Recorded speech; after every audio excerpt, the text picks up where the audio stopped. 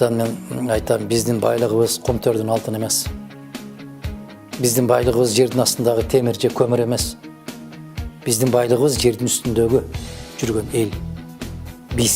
Биздин балдар, биздин неберелер.